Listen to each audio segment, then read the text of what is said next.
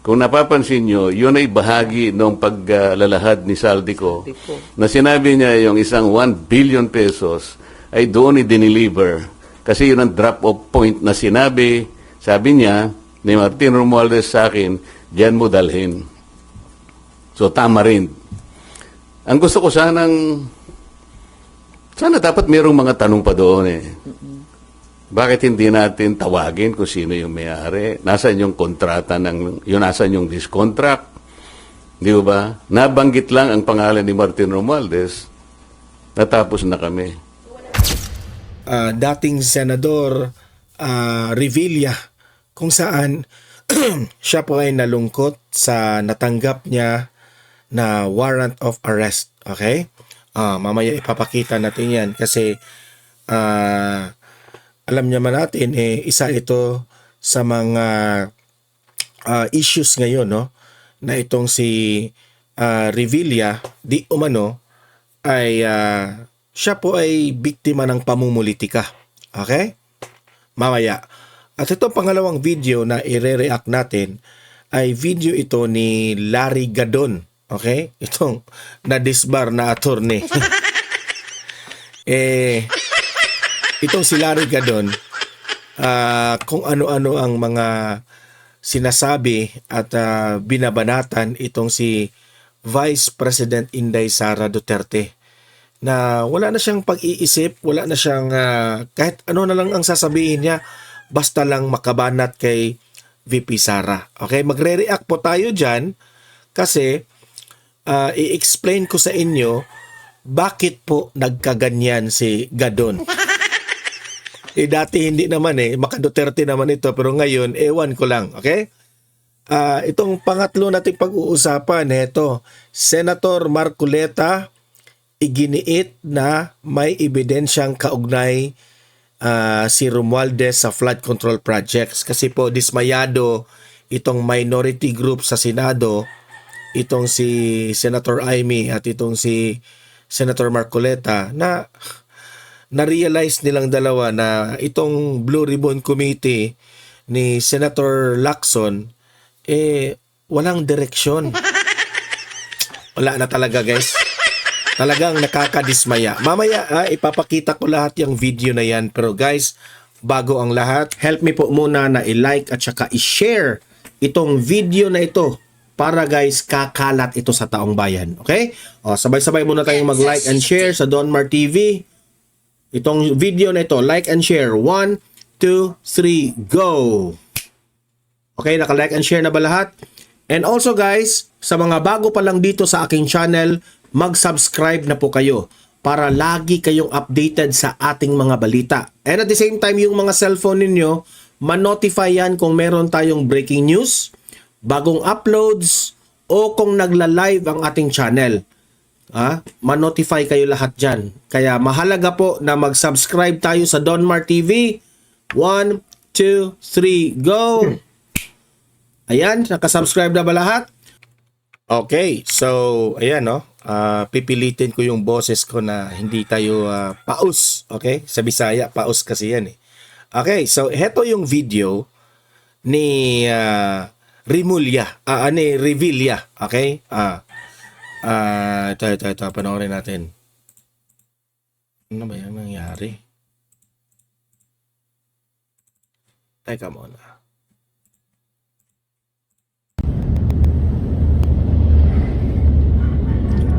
Magandang gabi po mga kababayan. Nakatanggap po kami ng impormasyon na lumabas na yung aking warrant of arrest. Nakakalungkot po, parang wala yatang due process. Pero ganun pa man, haharapin ko to ng walang takot. At nabanggit niya dito na walang due process. Ganyan po ang administrasyong bangag. Tingnan nyo kung ano ang ginawa nila kay Duterte. Walang due process yun. Di ba?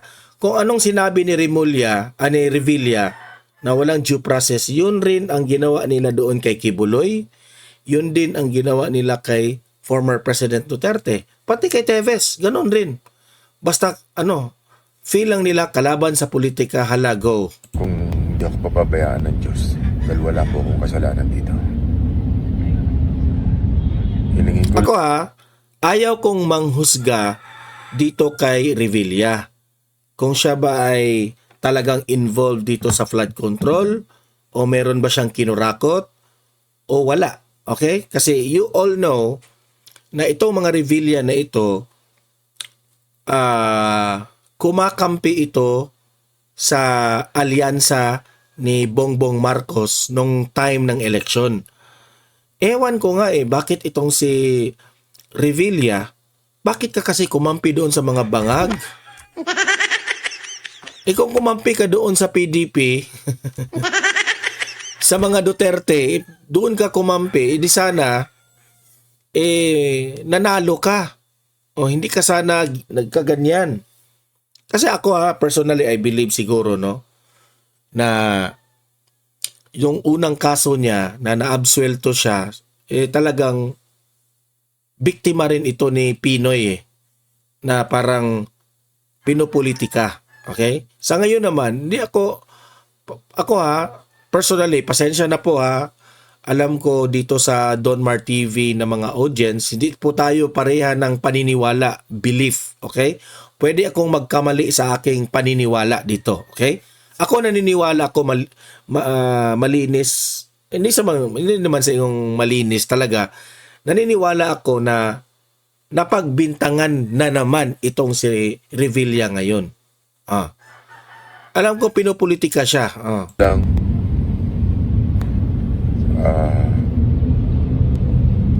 hingi ako ng panalangin at patatagin niyo rin po ang aking pamilya. Ito, kinuha niya ito sa loob ng kanyang sasakyan, Ay, di natin alam kung saan siya pupunta, kung siya na ba ay mag-surrender, kasi warrant of arrest na yan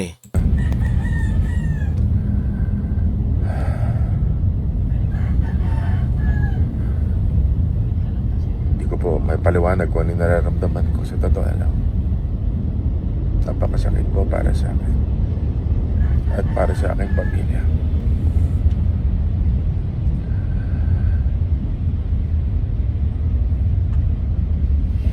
Yun lamang po, maraming salamat.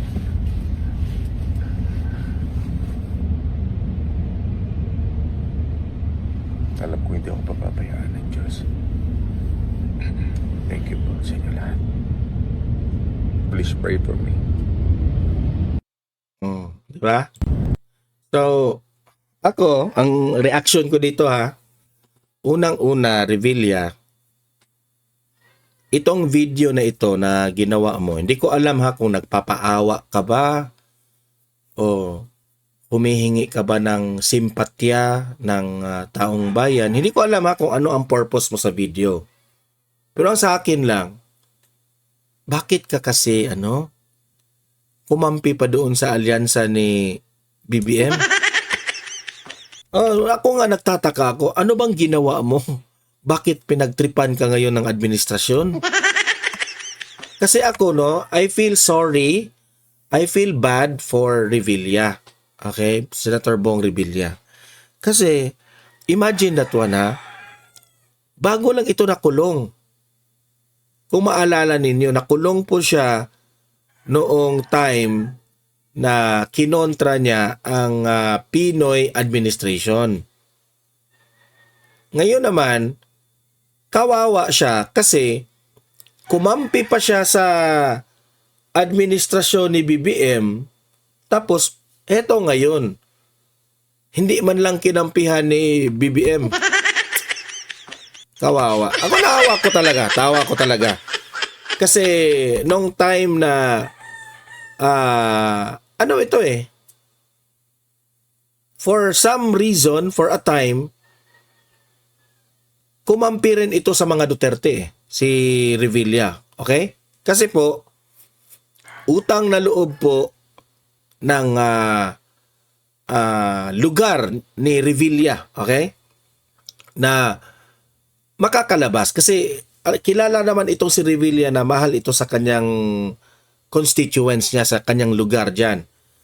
Nakalimutan ko lang taga saan itong si Revilla eh. Hanapin ko muna kung taga saan siya sa ano ha.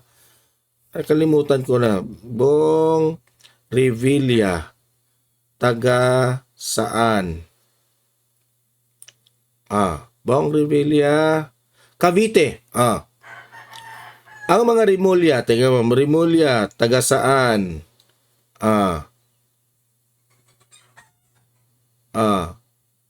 Parehong taga Cavite. Di ba? Taga Cavite. Sino ang ombudsman ngayon at DILG? Rimulya. Kita niyo ang pattern? Taga Cavite, sina Rimulya, taga Cavite. Kasi nagdududa ko eh. Ngayon, natuklasan ko, chinat GPT ko, pareha pala silang taga Cavite. So, ako naniniwala kung biktima ito ng pamumulitika. Okay, kasi mahal ito balita ko mahal ito ng mga taga Cavite. At kapag nag-insert dyan ang mga Revilla sa Cavite, mga Rimulya raw parang bad ang record ang Rimulya dyan. Parang hindi kayaanin ng Rimulya ang mga Revilla. Tapos ngayon, kinamit ka lang ni BBM. Kung ako pa sa'yo, nung 2022 election, 2025 election, no? Nakipagkaalyado ka sana sa mga Duterte. Ano na pala mo ngayon? Kawawa, di ba? Bago lang siya nakulong. Na-absuelto, meaning wala siyang kasalanan doon. Tapos ngayon na naman, pangalawa na naman, warrant of arrest. Natalo pa sa 2025 election. Tingnan nyo yung 2022 election. Nanalo ka. Hindi pala 2022. I think 21, 20, 2019 yata yun. 2019, yes. 2020, 2019, 2018, 2019 election, yung midterm election.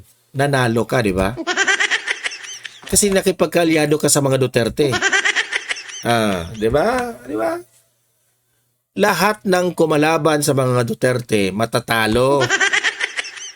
Di ba? Ewan ko na lang. Heto, panoorin natin itong video. Magre-react rin tayo dito. Help me po muna. Ayun ba yun? Magre-react rin tayo dito kay Gadon. Kung ano-ano ng mga pinagsasabi talaga. Talagang aso talaga itong si Gadon eh. Ito. Panoorin natin. Resign, Sara, resign. Dapat nang mag-resign itong si Sara Duterte as Vice President because she has lost the moral ground to sit as the Vice President of this country. Dahil sa laki ng kanyang mga kasalanan, magmula pa doon sa mga intelligence funds at confidential funds na talaga namang halatang-halata na wilaldas lang niya. At tungkol din doon sa mga expenses na milyon-milyon ng Office of the Vice President na ang mga naka-item ay sobrang laki ng mga procurement nila na sinasabi lang nila na nagkamali. Pwede ka ba naman magkamali ganun? Paulit-ulit nagkakamali ka? Milyon-milyon nagkakamali ka? Mga items na nagkakahalaga ng halos 10%. Sa totoo lang, naaawa na ako dito eh. Kawawa sa Rigadon. Kawawa talaga. Naawa ko sa kanya. Lamang from the amount that you have placed in your expenses. Talagang halatang halata. No? Kaya dapat itong si Sara ay mag-resign na. At itong affidavit ni Madriaga ay punong-puno ng mga katotohanan magmula sa mga detalye, sa mga pangalan at sa mga lugar. Talagang makikita mo yung mga detalye at yung mga pangyayari ay talagang makatotohanan. At kaya dapat ay itong si Sara ay mag-resign. At bakit naman siya papasyal doon sa 10 oras ng gabi, doon sa BJMP para kausapin itong si Madriaga sapagkat natatakot siya na ito ay ilabas. Magpakita ka ng ebidensya. Huwag kang ngaw-ngaw ng ngaw-ngaw dyan. Nailabas na. Kaya ngayon ay talagang wala nang karapatan itong si Sara na maging Vice President. Kaya Sara, resign. Sara, resign. dapat na mag-resign ka dahil wala ka namang alam, napakababaw ng utak mo, isa kang boba, saksakan ka ng boba, hindi ka marunong magsalita. Lahat na lang gusto mo basahin, walang laman yung ulo mo. You cannot even speak straight English, you cannot expound your thoughts. Paano Ha? Parang si Bongbong Marcos yung dinidescribe mo dyan eh. Ha? Si BP Sara pa ang sinabihan niya na hindi raw marunong magsalita. Eh yung amo mong si BBM, anong nangyari doon?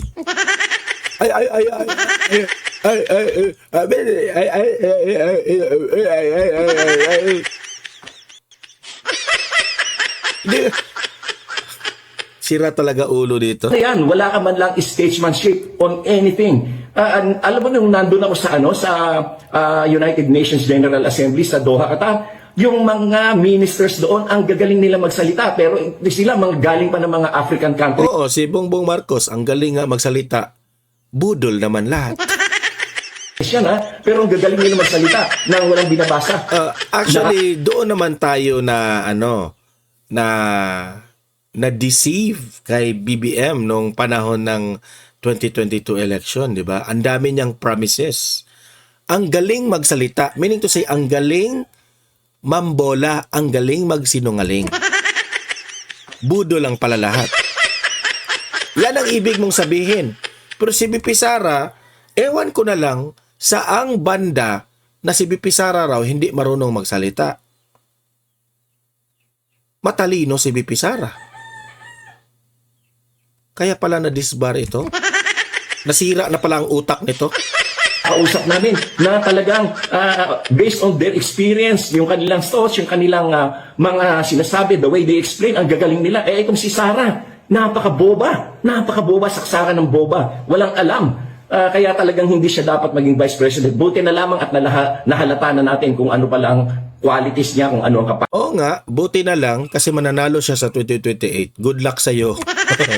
Asipin niya kung ano ang mental state of mind niya. Talagang napakalayo. Hindi po pwede talagang maging leader yung ganyan dahil boba, saksakan ng boba. At wala talagang alam. At bukod pa doon, indulustay pa. Kaya dapat talaga, mag-resign ka na. Sara, mag-resign Parang bata, no? Mga comments niya parang bata talaga. ka na. Ginugulo niyo ang Pilipinas. Puro kayo destabilization. Masama ang epekto sa pero sige pa rin kayo. Hindi kayo nag-iisip para sa bansa. Iniisip niyo Nang ginugulo niya ang Pilipinas. Pero nung panahon ni former President Duterte, hangang-hanga ka kay Duterte. Naalala ko pa yun ha. Sinubaybayan kita. Sabi niya, ginugulo raw ni BP Sara ang Pilipinas. Noong 2016 up to 2022, pinuri mo ng pinuri ang mga Duterte. Sabi mo pa nga, maalala ko, nag-improve ang ekonomiya dahil sa mga Duterte. Ngayon, sabi mo, ginugulo mo ang Pilipinas. Ang tanong, sino ang presidente ngayon? Hindi yung amo mong bangag. So, hindi po si BP Sara ang nanggulo. Kasi sa panahon ni Duterte, okay yung Pilipinas. Di ba? So, itong mga pinagsasabi nito, napipilitan. Halatang halata, basta makabanat lang without even presenting any evidence sa kanyang mga sinasabi. Boo! Boo! kaya nyo kasi gustong mag-resign si BBM or tanggalin si BBM ay para makalibre kayo sa inyong mga kasalanan, para maitago ang inyong mga kaso. Kaya ganyan. Kaya kayo nagdi-destabilize. Kaya ikaw, Sara, dapat mag-resign ka na. Wala ka silbi. Boba ka. Boba, saksakan ng boba. So, ano po ang reaction natin dito? Okay? Unang reaction ko dito, si Gadon is full of hatred sa kanyang puso sa mga Duterte. Dati, hindi naman ito nagkaganito. Nakasuporta ito sa mga Duterte. Nakasuporta ito kay BP Sara dati. Pinuri niya si BP Sara dati. Pinuri niya si Tatay Digong dati. Anong nangyari ngayon? Napasuka ng bakukang ang utak. Kasi bakit biglang nagkaganito? Di ba? Sasabihin ng iba, Don Mar, Sa simulat sa poll, yan si Gadon.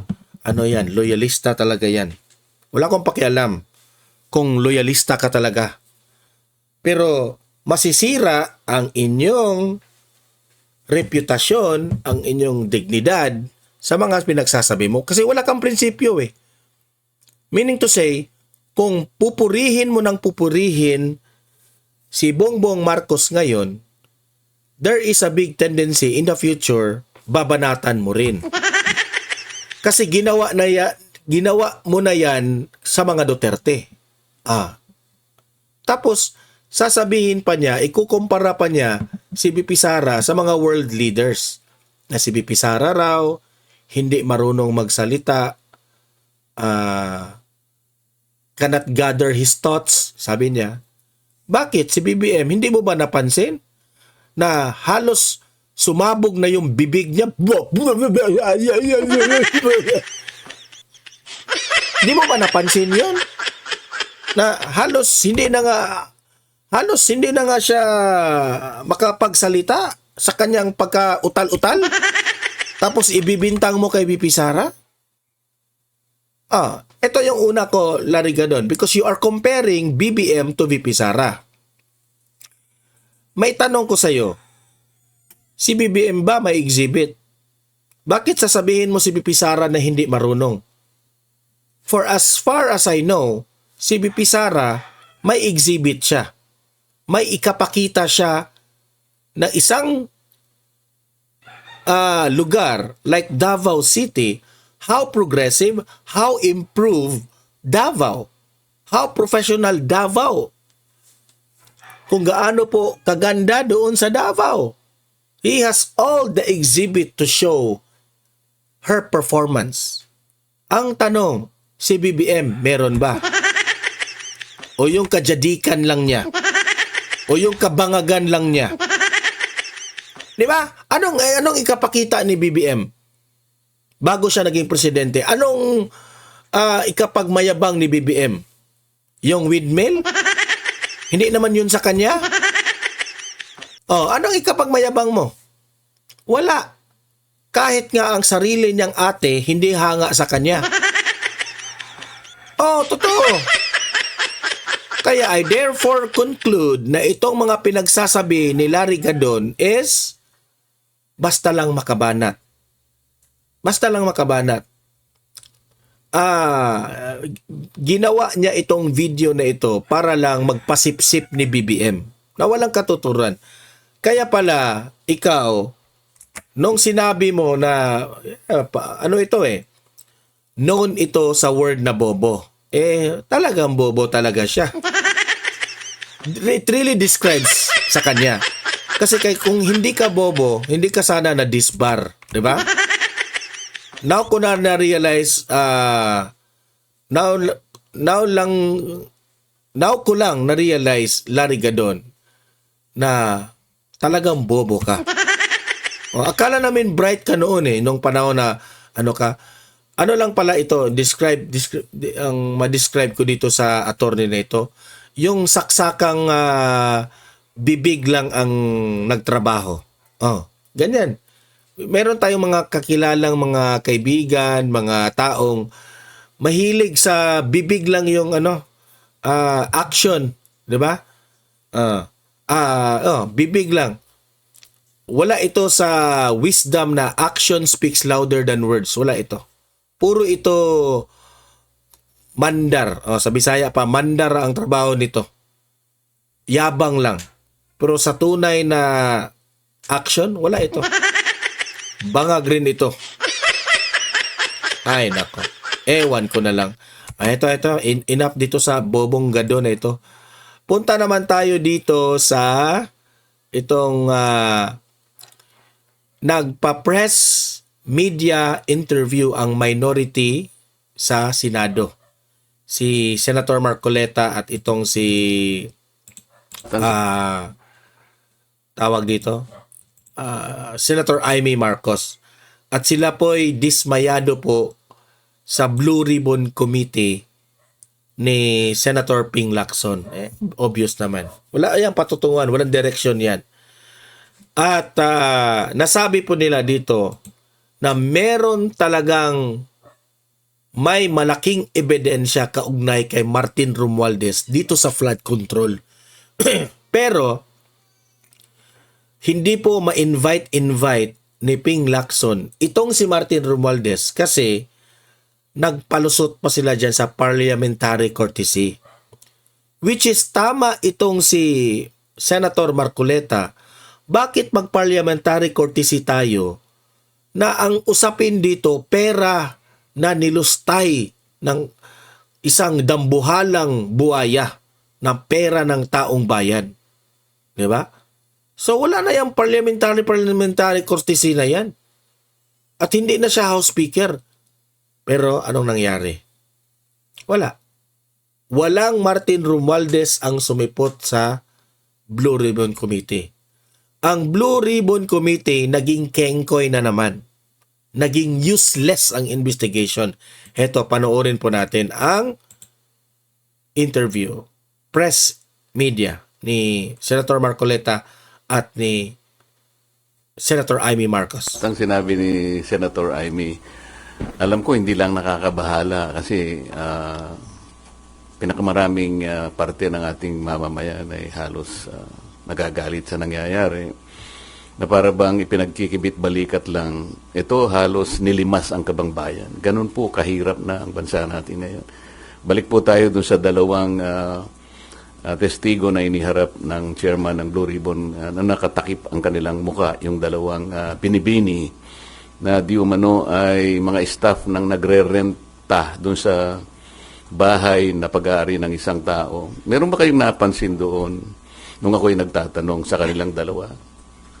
Sana po makapagtanong naman ako sa inyo. Meron ba kayong napansin nung tinatanong ko yung dalawang testigo kung sino po yung sumasagot? Kasi po kung nagtatanong ang isang katulad namin at dinidirekta yung tanong sa kanya, dapat siya po yung sumagot, di ba? Iwanan na po natin yung kung hindi nyo napansin. Ang ibig ko lang sabihin dito, tinatanong ko po siya, bakit kaya kayo napunta doon kung ang inyong layunin lang pala ay ituro yung diskaya na sila pala yung ginamit na nagpapaalis sa kanila dahil yung daw bagong may-ari kailangan na yung bahay at tumihingi sila ng ilang panahon pa lang dahil napakahirap maglipat ng kanilang mga gamit. So yung pala si Diskaya lang pala yung itinuturo na siya yung nandun. Ayaw namang aminin ni Diskaya na hindi nga ako nakapunta dyan sa South Forbes na yan. Ba't ako na naman ang tinuturo ninyo? Pwede ko po bang malaman, kayo po nagtuturo kayo, nakatakip ang mukha nyo. Ako po na tinuturo nyo, wala bang karapatan na makita ko man lang ang mukha nyo. Ayaw po, hindi rin pinaalis yung mga maskara. Pero ang isa pong importante doon na dapat napansin nyo, yung sinabi nilang address, 30 Tamarind Street. Kung napapansin nyo, yun ay bahagi ng paglalahad ni Saldico na sinabi niya yung isang 1 billion pesos ay doon i-deliver. Kasi yun ang drop-off point na sinabi, sabi niya, ni Martin Romualdez sa akin, diyan mo dalhin. So, Tamarind. Ang gusto ko sana dapat mayroong mga tanong pa doon eh. Bakit hindi natin tawagin kung sino yung may-ari? Nasaan yung kontrata nasaan yung discontract? Di ba? Nabanggit lang ang pangalan ni Martin Romualdez. Natapos na kami. Walang na-establish. Grabe. Ang ini-establish pala nila na Ganyan sila katakot ni Romualdez, itong si Ping Lacson. si Diskaya pumunta ron para sabihin na yung bagong may-ari, pinaalis na sila. Anong weight nun, sir? Yun nga. Wala. Kaya gusto ko mapansin ninyo lahat. Bakit kinailangan pumunta pa sila doon? Yun lang bang gagawin natin?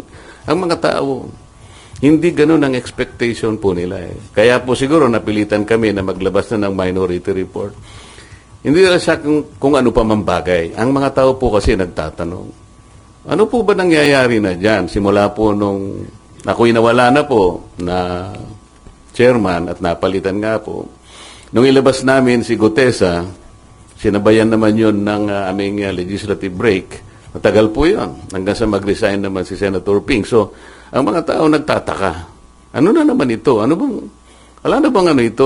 Wala bang closure ito? Hindi ba natin malalaman kung sino talaga ganito? Kaya napilitan po kaming maglabas ng minority report. Tinawag po naming minority report for lack of better term.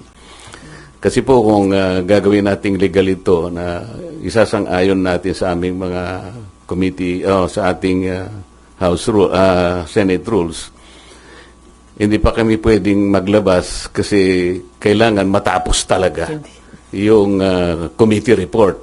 Hindi naman po kasi namin malam kung kailan ba talaga matatapos ito. Kasi nakalagay sa rules namin, kung merong dissenting or concurring opinions, ay isasama na lamang doon. This is neither a concurring or dissenting report.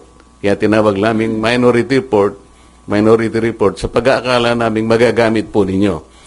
Nandito po yung aming observations, meron kaming findings, nandito yung issues, nandito yung mga recommendations namin, nandito po yung set of possible legislative measures na pwedeng at ginagawa na po namin na pwede naming i-file in aid of legislation. Meron pong mga potential personalities na pwede pong kasuhan. Ang totoo niyan meron po kaming ayan po, nakalagay po rito Ang totoo po itong minority report na to, I had a chance of disseminating this for the first time on December 11, 2025. Meron po kasing forum sa Quezon City. It was held in MICE Center in Quezon City. I-CARE po yung host. I-CARE means Interdisciplinary Conference on Accountability, Reform, and Engagement. Ito po ay hosted by the NCPAG of the University of the Philippines. I was one of the panelists, kasama po si then Chairman Popoy de Vera, andun din po si Congressman Erice. I recall that political analyst Malu Tikia was there also. And I think the Dean of the Political Science Department of the University of the Philippines. So sabi ko, dahil kaugnay naman po sa pinag-uusapan nating transparency, accountability, and reform, I took advantage of leaving one copy to the Dean of NCPAG. Pero meron din po kayong mga kasama doon. Hindi lang ganito karami. But I thought that there were media practitioners there. Sa minority report, pwede malaman sino-sino pa yung gusto niyong pakasuhan sa Hindi, minority report? sana, nandito po. Kayo na po ang... You will give us a copy, sir?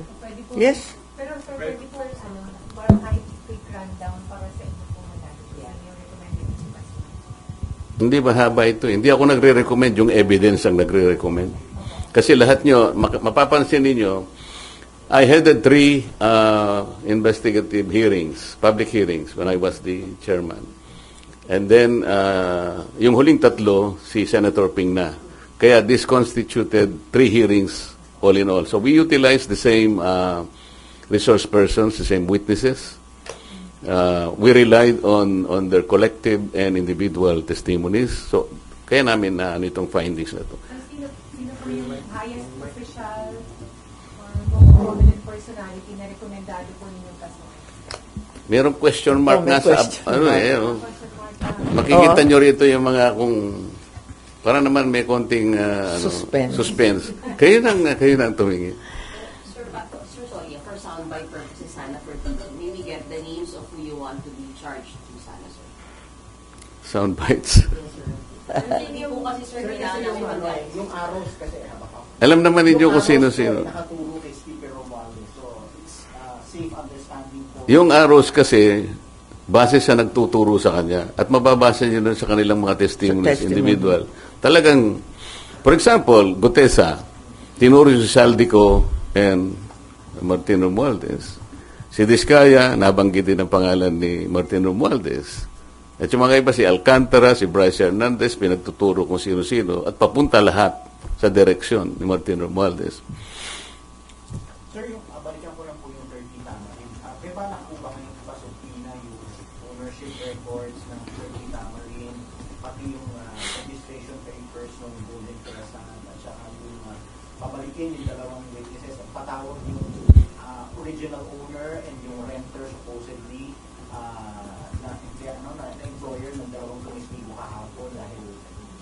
maapektuhan ng natin yung bahay. Hindi ba very logical na dapat ganun ang gawin? Palagi ko naman baka ganun ang gawin ni Senator Ping. But would you, Naasahan namin na yun ang gagawin. diretso na, would you take the initiative para Kung yun ang rekomendasyon nyo, i-recommend natin sa Blue Ribbon. Sen Aimee At and Sen... palagay ko, may recurring names, yung pangalan ng mga abogado na kasulat na proxy, hindi lamang sa 30 Tamarind na ulit-ulit na binabanggit, kundi dun sa foreign properties din. Yung Soto Grande yata, andun pa rin yung Attorney Paras at yung iba't ibang law offices na alam natin. Yusek na rin ng DOJ si Senator Andres. Yusek Andres, di ba? Jess Andres. Pero hinihintay ko nga sana kahapon kaya nandun ako. Kasi initially parang ayaw ko na muna. Kaya lang dahil nakita ko sa listahan nandun si Yusek Traigib at nandun si Yusek Bernardo. Baka ako dito magkakaharap itong dalawa. Tama. So naghintay ako doon. And then naisip ko nga na sinabi nga ni Senator Ping during the hearings sa budget sa plenary debates ng DBCC, talagang sinabi niya yung 8 billion na binibigay ni Yusek Bernardo kay Yusek Traigib. At si Yusek naman binibigay kay Adrian Bersamin. So iniisip ko, baka ako dito magkakaharapan, makikita natin yung tanungan kung saan papunta. Because ang sinasabi natin, di ba, wherever the evidence will lead us, palaging ganon. Bakit wala si Adrian Bersamin? Sen Aimee and sa inyo na rin po, Sen, isa na lang po. Bagamat di naman po kayo pinangalanan kahapon, pero may mga pasaring si Senator Lacson dun sa mga nangmamaliit, nangiinsulto daw sa Blue Ribbon hearing. Sabi niya, shut the F up. Sabi niya, your noise will not silence the truth. Neither does it provide any help in our investigation. Your noise cannot convict and won't even indict the malefactors of this flood control mess. Your comment on it. Sa palagay ko, hindi naman ako yun. Kasi alam ng kahit sinong senador na hindi pwedeng utusan ng kapwa nilang senador. Sa Senado, hindi naman pwedeng maghari-harian o magreyna-reynahan. Palagay ko, hindi rin ako yun. Hindi rin ako yun. At alam ko, hindi ako ang pinatutungkulan yun. You don't feel alluded to? I don't feel alluded to. Bakit hindi nyo po ipinurso yun? Kasi as you correctly pointed out, dapat nadikdik din si Yusek Traigib doon sa supposedly kaugnayan niya kay Yusek Bernardo. But di nyo po pinurso yun kahapon? Pati yung kay Maynard mo din po? Kasi hinihintay ko nga na sila dapat ang pagmulan ng pag-uusap. Kung ako yung palaging nagtatanong, baka naman ako yung maingay na naman. Ayoko nang ako yung magsimula. Inisip ko lang na nando naman, nung sabihin ni Yusek Traigib na, kasi sabi ni Senator Kiko, kung dinideny mo yan, ibig mo sabihin sinungaling si Yusek Bernardo. Masasabi ko pong ganun, sabi niya. Sana, nag-react di ba, si Yusek Bernardo. Bakit hindi siya nag-react? Alalahanin niyo, Yusek Bernardo was already admitted under the WPP. Kapag ang isang witness ay liar at hindi siya kumibo, baka ma-discharge siya as witness. Hindi niya ba kayang ipagtanggol ang kaso ng Estado? You should remember that the state must be assisted in prosecuting its cases. Mabigat ito, kaya nga tayo kumukuha ng testigo that will be placed under the WPP. Yun po yung pinaka-prinsipyo. Palagi kasing sinasabi ng iba, si Marculeta, palagi niyang dinidepensa si Diskaya. Mali po yun. I'm only trying to point out na gusto kong gamitin kahit sino. Nagkataon lang si Diskaya lang ang matapang out of the initial 15 contractors. Kaya ganun po nangyari. Gusto niya magpa-WPP dahil kaya na po na nangyari. Natatakot sila. Under the law naman, kailangan silang tulungan basta nag-apply sila.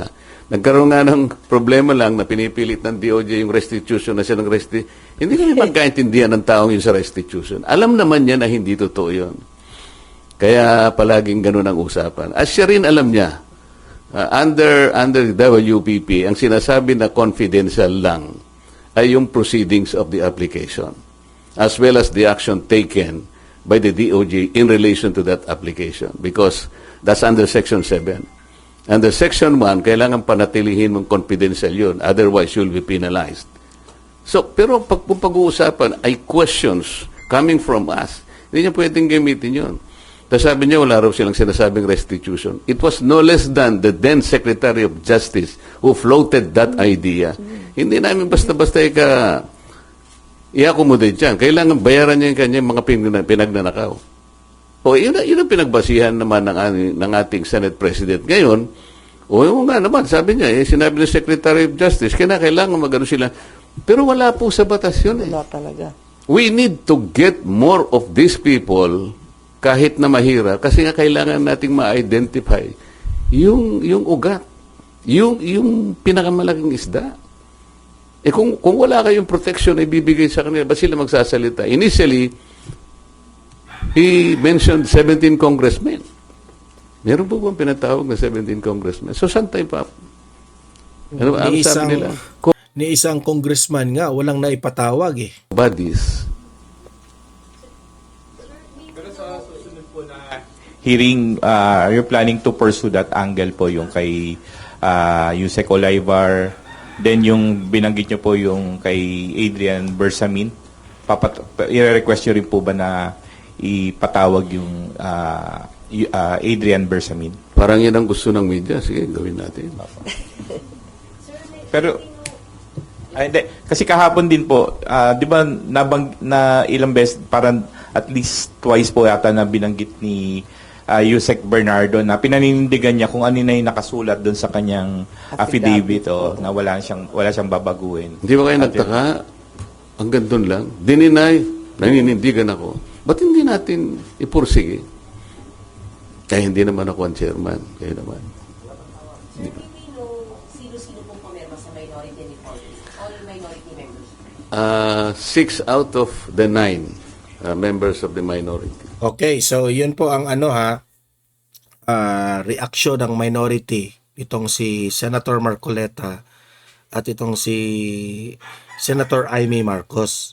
Si Senator Bato, alam naman natin na ginigipit nila so hindi nakapunta, no? So kawawa nga ang mga minority diyan, di ba? So wala na talaga guys, ang pag-asa na lang natin 2028, no? Na kung si VP Sara ang magiging Vice President. Kung ang taong bayan ay umaasa dito sa Blue Ribbon Committee ni Senator Ping Lacson, ako na mismo magsabi sa inyo, huwag na kayong umasa. Wala talagang big fish na mahuhuli dyan kay Senator Lacson. Scripted na lahat yan. Okay? Kaya nga dismayado si Senator Marcoleta. Nalulungkot yan. So, kayo mga audience ko dito sa Donmar TV, mag-comment po kayo. Anong masasabi nyo dito sa Blue Ribbon Committee hearing ni Ping Lacson? May direction ba ito? Mai-invite ba si Martin Romualdez? Mai-invite ba yung mga congressman na sangkot dito sa flood control? Kailan pa kaya ito matatapos itong problema ng taong bayan? Mag-comment, mag-react po kayo, ilatag nyo ang inyong comment, ibabasahin natin yan sa comment section. Paki-like, paki-share itong video na ito para kakalat ito sa taong bayan. Subscribe, follow sa mga bago pa lang dito sa aking channel para lagi kayong updated sa ating mga balita. Okay? See you in my next video. Have a great day, have a great night. God bless po sa ating lahat. Mabuhay ang Pilipinas and God save the Philippines. Bye-bye.